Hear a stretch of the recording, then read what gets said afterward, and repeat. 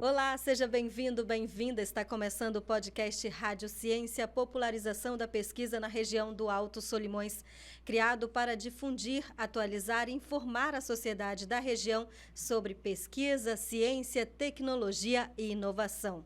Eu sou Kátia Franco e neste episódio vamos falar sobre cadeias produtivas sustentadas e sustentáveis, um diagnóstico da cesta frutífera da agricultura familiar do Alto Solimões, projeto aprovado no edital número 003/2020, PAINTER-FAPEAM. O professor Máximo Alfonso Rodrigues Vilacris é o nosso convidado de hoje. Ele é graduado em Geografia, com mestrado em Geografia e doutorado em Biotecnologia na área de Gestão da Inovação. Professor da Universidade do Estado do Amazonas, Centro de Estudos Superiores de Tabatinga, e residente e atuante há 6 anos na nossa tríplice fronteira do Alto Solimões.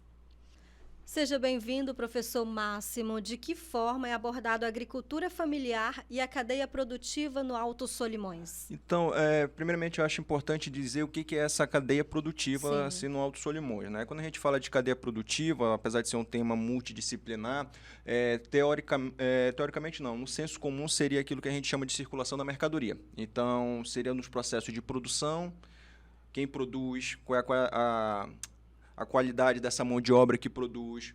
Aí depois vem o momento da circulação, por onde é que circula essa mercadoria, até chegar num ponto onde é que ela é distribuída, até chegar no consumidor final. Entendi. Então, de que forma ela é abordada nesse sentido? Quando a gente pensa na cadeia produtiva, no aspecto da produção, aqui no Alto Solimões, a gente está pensando muito na ideia da agricultura familiar, do agricultor familiar. Quem é esse agricultor familiar que trabalha no Alto Solimões?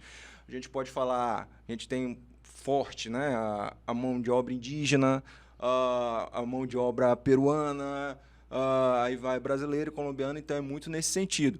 E ela é abordada, como eu posso colocar, fortemente na produção de farinha. É um destaque, a gente pode colocar desde o Médio Solimões até chegar no Alto Solimões, uma produção de farinha muito, muito forte, mas com vários...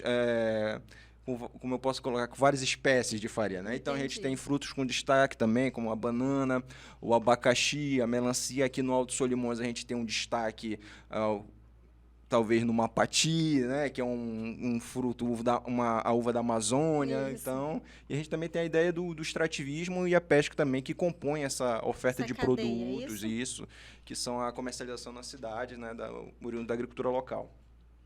Quais são, professor Máximo, os argumentos e os pontos de vista apresentados, né, sobre a agricultura familiar no Alto Solimões? Então, no Alto Solimões a gente tem como eu posso colocar, o forte, uma presença forte das etnias indígenas, né? Então, a gente pode colocar ticuna fortemente, cocama, que também tem uma especificidade muito grande, né? Então, os municípios aqui do Alto Solimões, eles são caracterizados por essas etnias indígenas que fazem parte e que abastecem a cidade, né? Então, nesse mundo de trabalho rural e urbano, a gente tem esses agentes sociais indígenas que muitas vezes eles são polivalentes na sua forma de complementar a sua renda e na forma de abastecer o mercado da cidade. Então, por exemplo, a gente tem indígena pescador, indígena agricultor, a gente tem indígena agroextrativista. Então, além desses indígenas, a gente tem também uma mão de obra não indígena que a gente pode colocar muito, lógico, a brasileira, né, tudo, mas também a peruana, que faz esse complemento no mercado das cidades do Alto Solimões, né? Sim. Quais são, professor Máximo, as evidências que sustentam a pesquisa?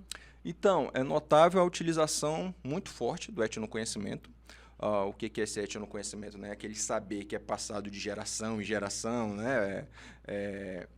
No decorrer do tempo, né, no espaço de tempo, e principalmente muito forte no interior do estado, né? A gente também tem essa questão de que o conhecimento tradicional ele vai potencializar alguns usos dos frutos de natureza, né? Então, é um outro tipo de uma relação onde há uma pouca intensidade do conhecimento técnico-científico. Então, o conhecimento técnico-científico, ele chega para auxiliar esse etnoconhecimento, pois esse etnoconhecimento já existe. Então, ele é muito mais forte, né? Aí a ciência e a técnica vai dizer, é por conta disso, por conta daquilo, mas é muito mais como forma de auxílio para essa intensidade, para potencializar essa natureza, né? Quais são os possíveis impactos? Então, vamos falar dos resultados da pesquisa, não é, professor Máximo? Então, de resultado, antes de colocar dos impactos, né, dos resultados a gente consegue encontrar aqui no Alto Solimões uma diversidade muito grande de frutas que são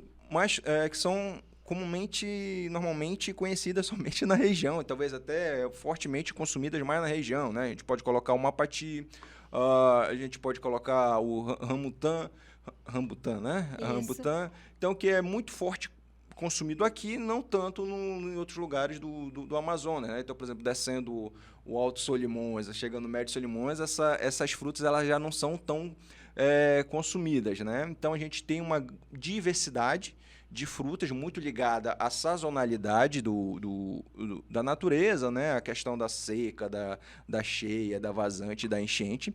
Em relação aos impactos, a gente pretende, primeiro, ter esse levantamento para ter como dados salvos.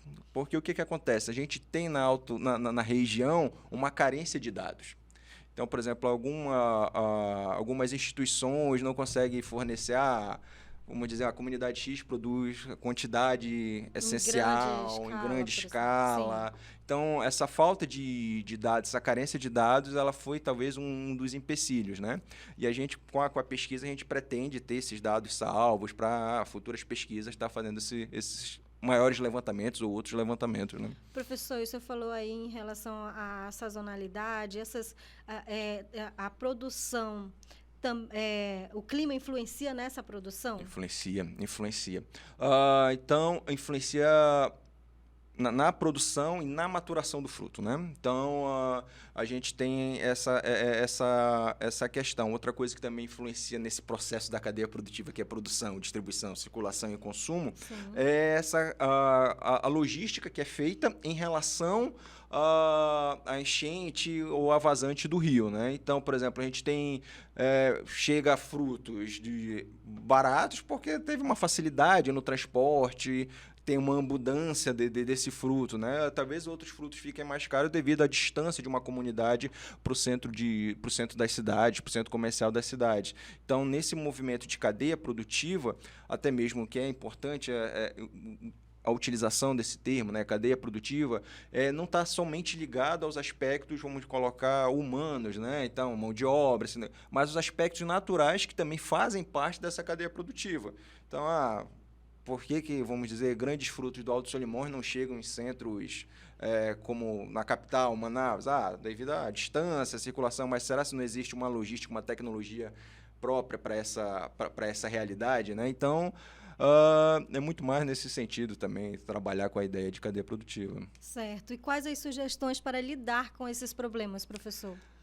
Primeiro é o conhecimento da realidade, né? Então, a gente precisa primeiro saber como é que acontece, quem são esses agentes sociais principais no Alto Solimões. A gente precisa entender quais são as pessoas do Alto Solimões. Quando a gente fala, por exemplo, estado do Amazonas, a gente pensa, é tudo, mas não é. Aqui a gente tem uma diversidade de etnia que influencia nessa produção, né, por questões questões de crença, né, questões de cultura.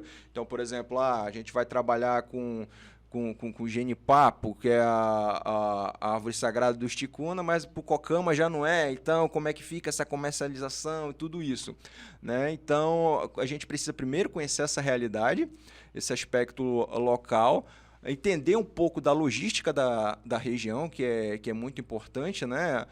Então, por exemplo, uma comunidade às vezes demora 24 horas para chegar, ou 12 horas para chegar numa comunidade, para conhecer, imagine, para trazer mercadoria. Então, tudo isso precisa ser analisado.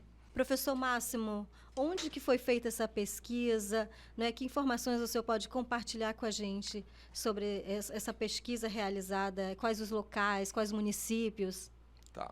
Então, primeiramente, a gente precisa contar que a gente tem um grupo né, que faz parte dessa pesquisa. Então, muitos dos dados foram tabulados pelos alunos. Então, tem que dar um crédito aos alunos e tudo, né? E como a FAPEAM também ela dava a possibilidade de a gente ter um bolsista, então a gente também teve um bolsista que foi em todos os municípios do Alto Solimões, então de Tabatinga, ele chegou até Jutaí, Fonte Boa, e depois retornando para essas coletas de dados. Então foram nos 9 municípios do Alto Solimões, muitas comunidades, então, por exemplo, Sapotal, aí então a gente teve aqui do Mariaçu 1 e 2, comunidades em São Paulo de Olivença. Então, foram nos 9 municípios essa pesquisa. Muito obrigada, professor Máximo, pela ótima entrevista aqui com a gente no podcast Rádio Ciência. Obrigado. Acompanhe os episódios do podcast Rádio Ciência na página pactas.org, também no canal do YouTube Rádio Ciência, no Instagram e no Facebook. E o nosso próximo podcast vai abordar o assunto potencialidade bioeconômica do desconhecido o caso sustentável do macambo. Obrigada pela sua atenção e até o próximo podcast Rádio Ciência.